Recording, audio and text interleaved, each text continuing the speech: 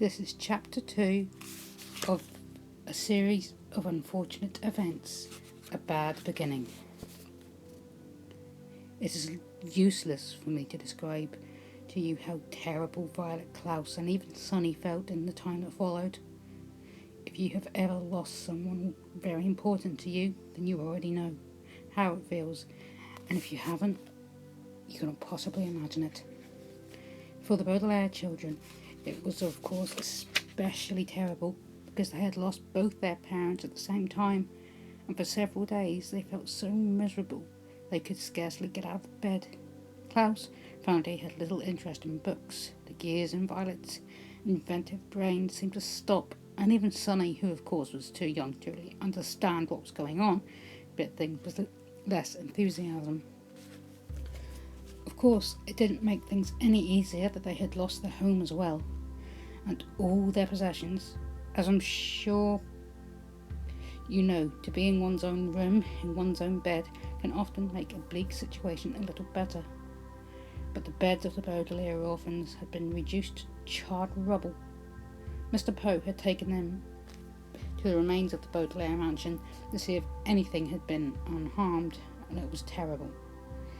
Violet's microscope had fused together in the heat of the fire. Klaus's favourite pen had turned to ash, and all of Sonny's teething rings had melted. Here and there the children could see traces of their enormous home. They had loved fragments of their grand piano, an elegant bottle in which Mr. Baudelaire kept brandy, the scorched cushions of the window seat where their mother liked to sit and read. Their home destroyed, the Baudelaires had to recuperate from their terrible loss in the Poe household, which was not all agreeable. Mr. Poe was scarcely at home, because he was very busy attending to the Baudelaire affairs, and when he was home he was often coughing so much he could barely have a conversation.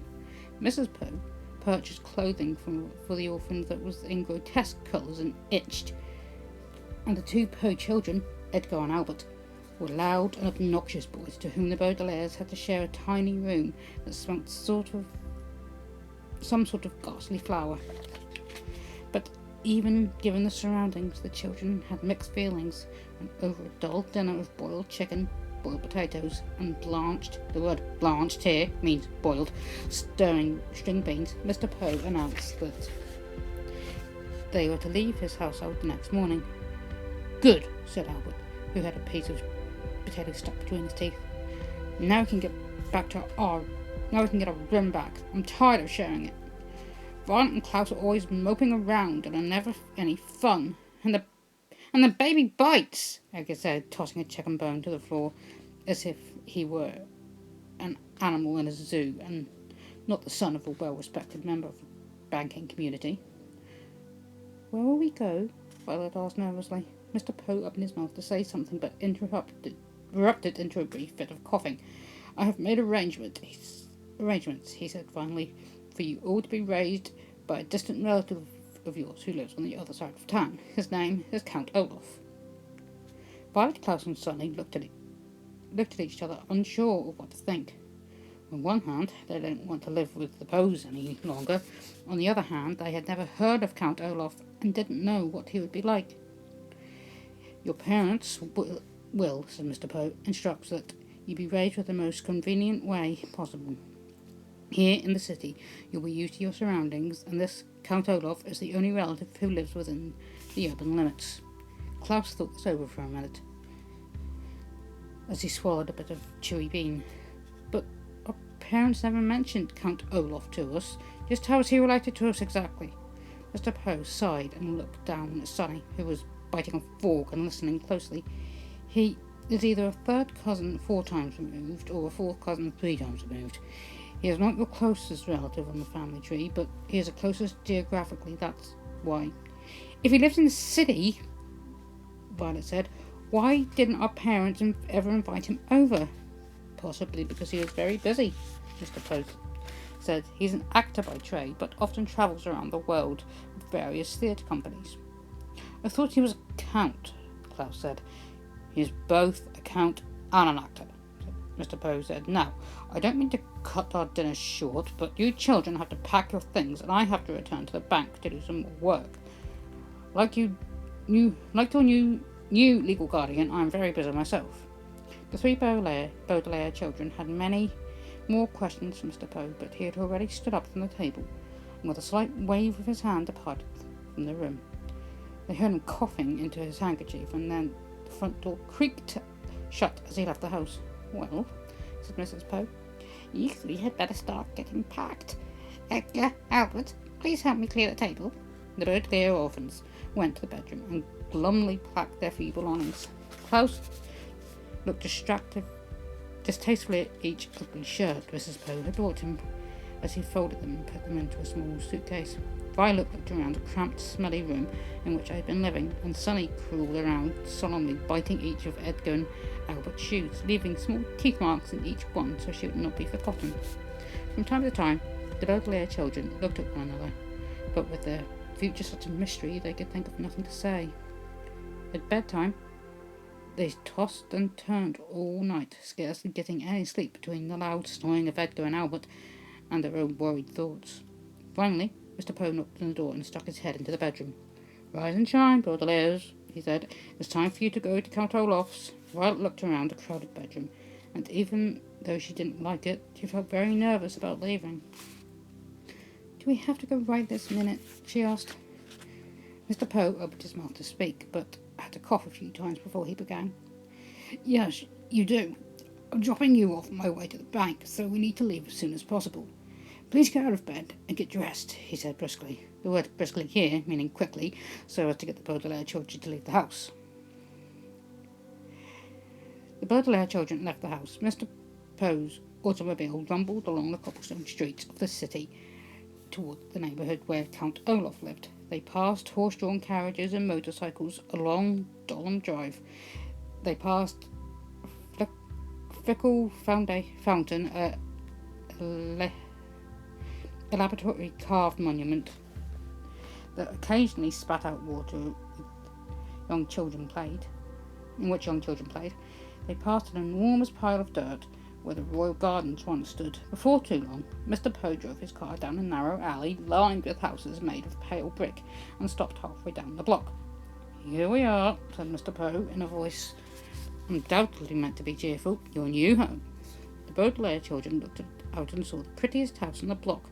The bricks had been cleaned very well, and though the wide and open windows of one could see an assortment of well-groomed plants, standing in the doorway with her hand on a shiny brass doorknob was an older woman, smartly dressed, who was smiling at the children. In one hand she carried a flower pot. "Hello there," she called out. "You must be the children Count Olaf is adopting." Violet opened the door of the automobile and got out to shake the woman's hand. It felt firm and warm, and for the first time in a long while, Violet felt as if her life and the lives of her siblings might turn out better after all. "Yes," she said. "Yes, we are. I am Violet Baudelaire, and this is my brother Klaus and my sister Sonny.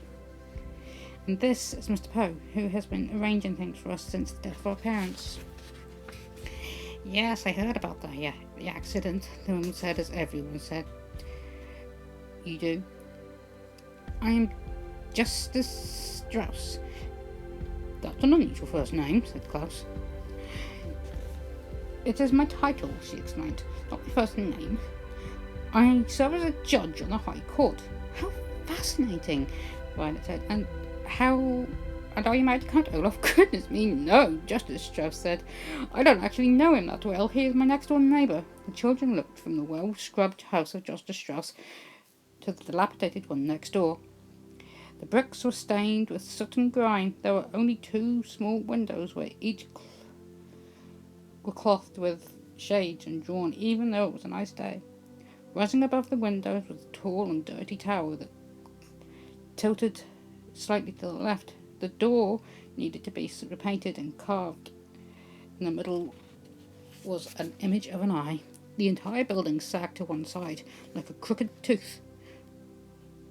"Oh," said Sonny, as everyone knew what that meant. She meant, "What a terrible place. I don't want to live there at all." "Well, it was nice to meet you," Violet said to Justice Strauss. "Yes, said Justice Strauss, gesturing to her flowers, but perhaps one day you could come over and help me with my gardening. That would be very pleasant, Violet said very sadly. It would, of course, be very pleasant to help Justice Strauss with her gardening, but Violet could not help thinking that it would be far more pleasant to live in Justice Strauss's house instead of Count Olaf's. What kind of a man, Violet wondered, would carve an image of an eye into his front door? Mr. Poe tipped his hat to Justice Strauss, smiled at the children, and disappeared into her lovely house. Klaus stepped forward and knocked on Count Olaf's doors, his knuckles rapping right in the middle of the carved eye. There was a pause, and then the door creaked open, and the children saw Count Olaf for the first time. "Hello, hello, hello," Count Olaf said in a wheezy whisper. He was very tall and very thin, dressed in grey suit that had many dark stains on his face. His face was unshaven and rather two eyebrows, like most humans have. He just had the one. His eyes were very, very, very shiny, which made him look both hungry and angry. "Hello, my dear children. Please step into a new home and wipe your feet outside so you don't get mud indoors." As they stepped into the house, Mr. Poe behind them, the Baudelaire orphans realised what a ridiculous thing Count Olaf had just said.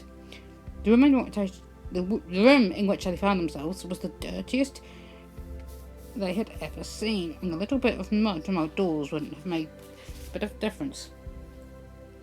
Even by the dim light of one bare light bulb that hung from the ceiling, the three children could see that in this room was filthy. The stuffed head of a lion, which was nailed to the wall, to the bowl of an apple cores, which sat on a wooden table. Klaus willed himself not to cry as he looked around. "This room looks like it needs a little work," Mr. Poe said, peering around the gloom. "I realise that my humble home isn't as fancy as the Baudelaire mansion," Count Olaf said, "but perhaps a bit of your money we could fix that up a little nicer." Mr. Poe's eyes widened in surprise, and his coughs echoed in the dark room before he spoke. "The Baudelaire fortune," he said sternly, "will not be used for such matters. In fact, it will not be used at all until Violet is of age." Count Olaf turned to Mr. Poe with a glint in his eye, like an angry dog. For a moment, Violet thought he was going to strike Mr. Poe across the face, but then he swallowed. The children could see his Adam's apple bob in the skinny throat, and shrugged his patchy shoulders.